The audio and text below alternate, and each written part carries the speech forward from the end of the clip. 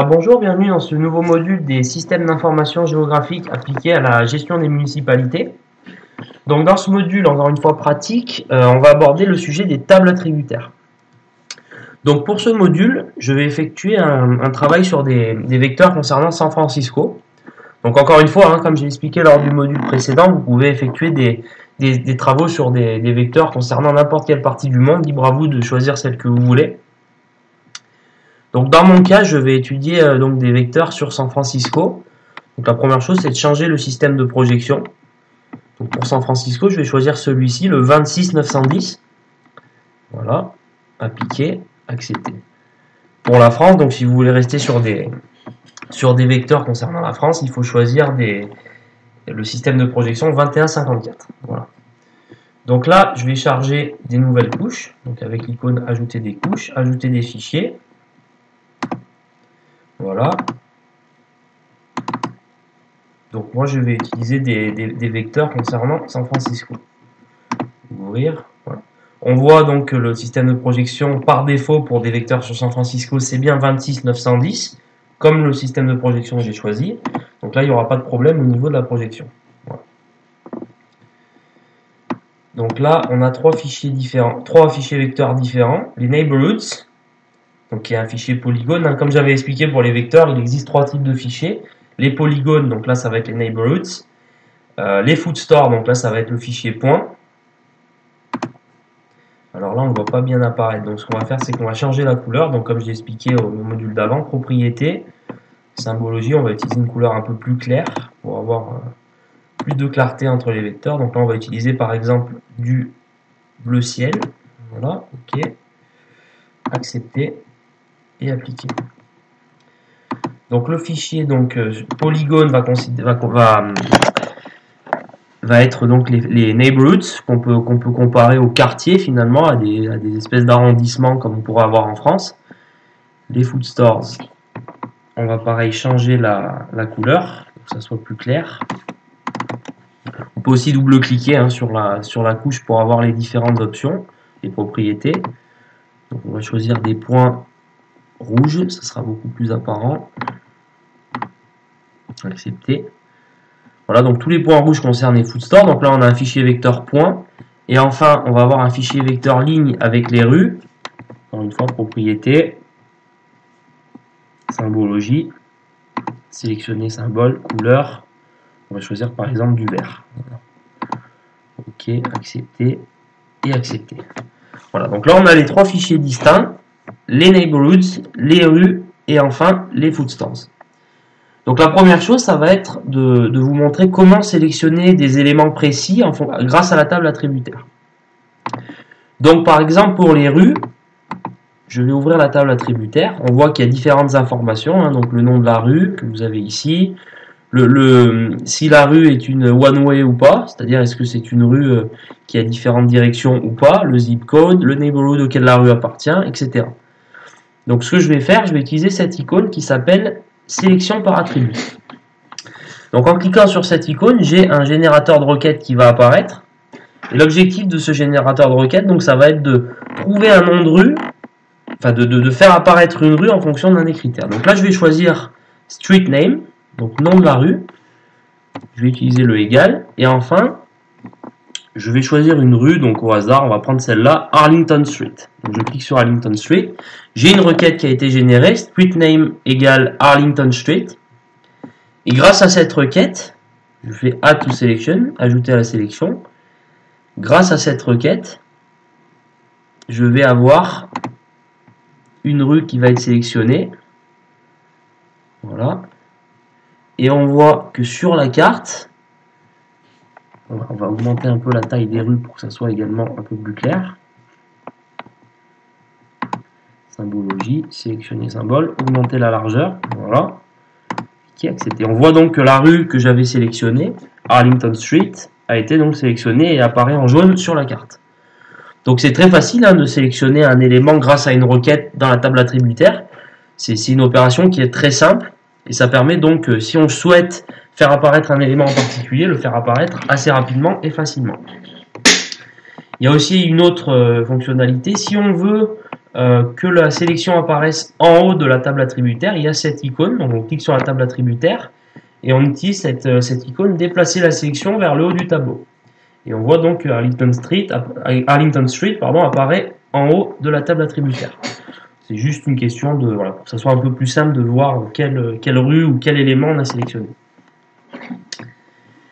Ensuite, je vais vous montrer comment créer un nouveau shapefile en fonction de deux fichiers vecteurs différents. Alors ça peut paraître un peu compliqué expliqué comme ça, mais vous allez voir que finalement c'est très simple. Donc là, je vais déjà la première chose, c'est de désélectionner ce que je viens de faire. Donc pour désélectionner, il suffit d'appuyer sur annuler la sélection. C'est une espèce d'icône qui ressemble un peu à un balai, comme ça. Et du coup, la sélection va être annulée. Donc pour ce travail, j'ai pas besoin des rues, donc je vais les enlever. Donc là, j'ai plus que les neighborhoods et les food stores. Voilà. Deux types de vecteurs différents. Donc ce que je vais faire, dans un premier temps, je vais sélectionner un quartier. Donc je vais encore une fois sur la table attributaire. Sélection par attribut, je crée ma requête. Donc là, nom du quartier, je vais choisir par exemple le Financial District. Donc là, j'ai ma requête, name égale Financial District, add to selection. Encore une fois, je peux bouger la sélection en haut du tableau. Et je vois sur ma carte que le Financial District a été sélectionné. Voilà.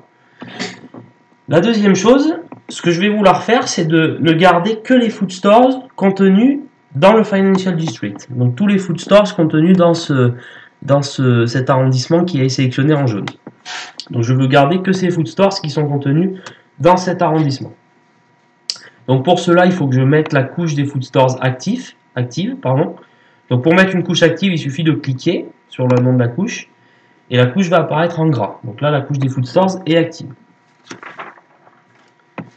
Donc ce que je vais faire maintenant, je vais aller dans l'onglet sélection, sélectionner par couche. Voilà. Donc sélectionner dans la couche active les entités qui. Donc pour sélectionner des éléments en fonction de deux types de vecteurs différents, il faut choisir s'intersecte avec. Pour que vraiment on ait, si vous voulez, les deux couches se retrouvent les unes sur les autres et qu'on ait vraiment, voilà, qu'on sélectionne un critère dans chaque couche. Donc là, ce que je vais vouloir, c'est sélectionner les food stores contenus dans Neighborhood. Donc dans la couche active, je vais sélectionner, donc la couche active, les food stores, les éléments qui s'intersectent avec. Et là, je vais donc choisir San Francisco Neighborhoods.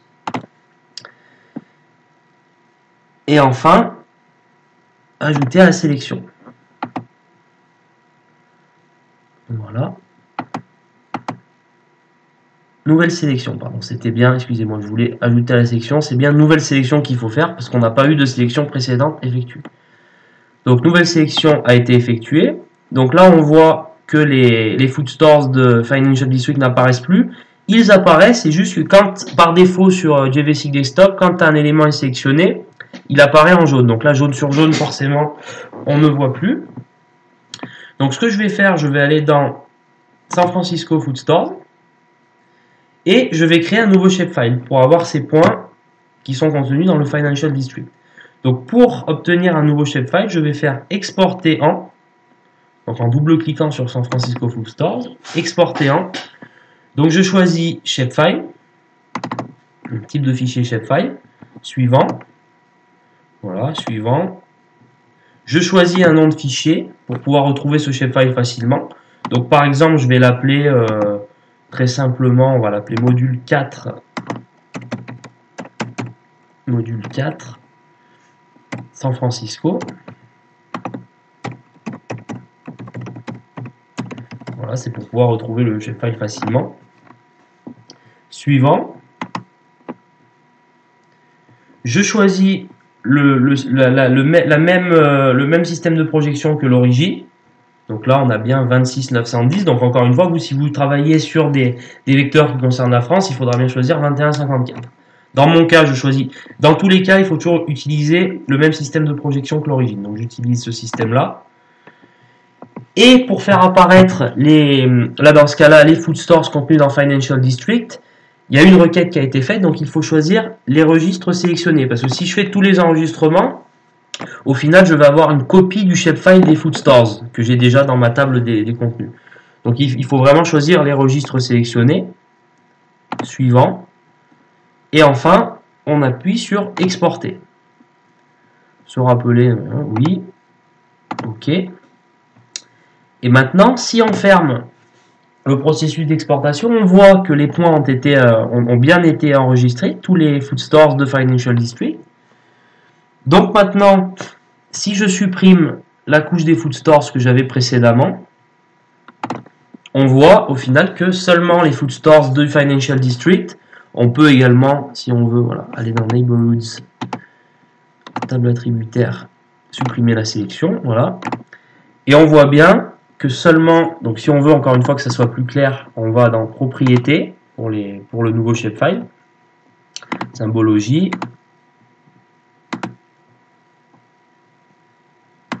On peut les mettre par exemple en rouge. OK, accepter.